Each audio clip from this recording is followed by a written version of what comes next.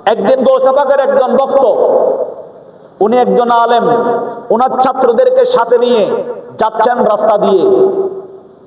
ওনার যাওয়ার উদ্দেশ্য হলো, আমি কবরস্থানের মধ্যে যাব, ওখানে গিয়ে মুরব্বীদের জিয়ারত করব, একটু ফাতিহা খানি করব। যাওয়ার সময় হঠাৎ দেখতে পেলেন একটা বিশাল সাপ রাস্তার উপর। তখন সেই উস্তাদ একটা লাঠি নিলেন, লাঠি নিয়ে সাপকে আঘাত করে মেরে ফেলেছেন। সাপকে মারার পর হঠাৎ করে দেখা গেল ওই জায়গার মধ্যে শুধু ধোঁয়ার ধোঁয়া, ধোঁয়ার ধোঁয়া। ছাত্ররা বলল, কি ব্যাপার, আমাদের হুজুর গেল কোথায়? ধোঁয়া দেখলেন, কিছুক্ষণ পর দেখা গেল ধোঁয়াও নাই, ওনাদের হুজুরও নাই। কিন্তু হুজুর গেল কোথায়, গেল কোথায়? ওই সাপ যেটা মারা ছিল সাপও নাই। তখন তারা ভয় পেয়ে গেল। আর অন্যদিকে উনার উস্তাদকে উড়িয়ে নিয়ে গেলেন জিনরা, জিনের বাদশার নিকট। এদিকে ছাত্ররা অপেক্ষা করতেছেন। দীর্ঘক্ষণ পর দেখা গেল উস্তাদ আবার হাজির হয়েছেন, সুন্দর কাপড় পরে, সুন্দর পোশাক পরে ছাত্রদের সামনে হাজির। জিজ্ঞেস করলেন, হুজুর আপনি গেলেন কোথায়? আপনাকে অনেক খুঁজলাম, পাই নাই, এখানে আমরা অপেক্ষা করছি, আপনি কোথায় গিয়েছেন? তখন উস্তাদ বলতেছেন, আমি একটা বড় বিপদের মধ্যে পড়লাম। আমার বিপদটি হলো, আমি যে সামনে সাপ দেখলাম, সাপকে মারলাম, এটা আসলে সাপ নয়, এটা ছিল একজন জিন। আমি এটাকে মারার পর অন্যান্য জিনেরা আমাকে উড়িয়ে নিয়ে গিয়েছেন, আমাকে সাগরের মাঝখানে ডুবিয়ে ফেলেছেন, আমাকে জিনের বাচ্চার সামনে নিয়ে গেলেন। তখন জিনের বাচ্চা আমাকে বললেন, তুমি আমার সন্তানকে হত্যা করেছো কেন? আমি বললাম, আমি তো হত্যা করি নাই। তখন তিনি বললেন, এই যে আমার সন্তানের গলা দিয়ে এখনো রক্ত বের হচ্ছে, তুমি ওনাকে হত্যা করেছো। উনি বললেন, আমি তো আপনার সন্তানকে মারি নাই, আমি তো আঘাত করলাম সাপকে। কাকে আঘাত করলাম? সাপকে। এখান থেকে একটি বিষয় স্মরণ রাখবেন, যদি আপনাদের সামনে দিয়ে দেখেন কোন একটি সাপ চলে যাচ্ছে, আপনি সাপকে মারবেন না। যদি আপনি দেখেন রুমের মধ্যে একটি সাপ, আপনি সেই সাপকে মারবেন না। সাপকে বলবেন, হে সাপ, তুমি যদি সাপ ছাড়া অন্য কোনো জাতি হয়ে থাকো, তুমি চলে যাও। যদি সাপ চলে যায়, মনে করবেন এটা সাপ ছিল না, এটা অন্য জাতি, অর্থাৎ জিন জাতি সাপের সুরত ধরে আপনার ঘরের ভিতর এসেছে।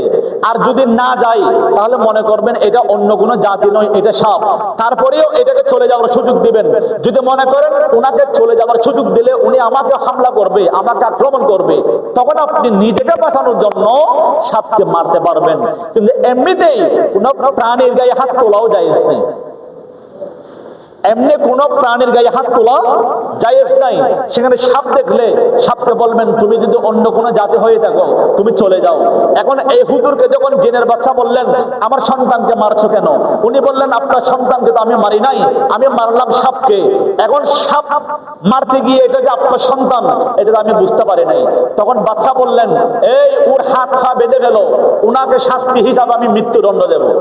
আর এদিকে এই আলেম ভয়ে আর কোনো উপায় না পেয়ে মনে মনে ডাক দিলেন, হে গৌসে পাক, হে আব্দুল কাদের জিলানী, আমি তো আপনাকে মোহাব্বত করি, আপনার গোলামি করি, আমি এই বিপদের মধ্যে পড়লাম, আপনি আমাকে এই বিপদ থেকে উদ্ধার করেন। বড় করে বলুন সুবহানাল্লাহ। উনি মনে মনে বললেন। আর এদিকে দেখা গেল সুন্দর পোশাক পরে একজন ব্যক্তি ওই আলেমের পাশে দাঁড়িয়ে গেলেন। সুবহানাল্লাহ। জিনের বাদশা জিজ্ঞেস করলেন, আপনি কে? উনি বললেন, আমাকে গৌসে পাক, গৌসুস সাকালাইন আব্দুল কাদের জিলানী পাঠিয়েছেন।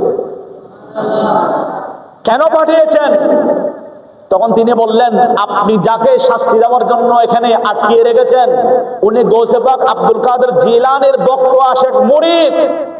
উনি বিপদের মধ্যে পড়ে গৌসে পাককে স্মরণ করেছেন, গৌসে পাক আমাকে পাঠিয়েছেন ওনাকে বাঁচানোর জন্য। তখন জিনের বাচ্চা বললেন, যেখানে উনি গৌসে পাকের মুরিদ, গৌসে পাকের ভক্ত, গৌসে পাকের আশেক, আমিও তো গৌসে পাকের আশেক, আমি যদি গৌসে পাকের হুকুমের বাইরে একটা কদম দিই, আমার গর্দান উড়িয়ে দেওয়া হবে। গৌসে পাককে আল্লাহ এমন ক্ষমতা দিয়েছেন, এমন মর্যাদা দিয়েছেন, ওনার সাথে বেয়াদবি আমি করতে পারবো না। গৌসে পাকের তাজিমের কারণে এই ব্যক্তি আমার সন্তানকে হত্যা করেছে, এরপরেও আমি ওনাকে ক্ষমা করে দিলাম।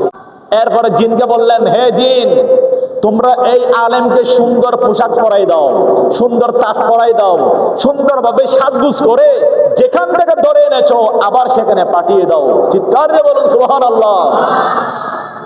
এরপর হুজুর হাজির হলেন, তারপর ছাত্রদেরকে বললেন এই ঘটনা, আজকে যদি গৌসে পাক আব্দুল কাদের জিলানীর মুরিদ না হয়ে যদি আমি এমনি সাধারণ আলেম হতাম, তাহলে জিনের মাইর থেকে আমাকে বাঁচাতে পারতো।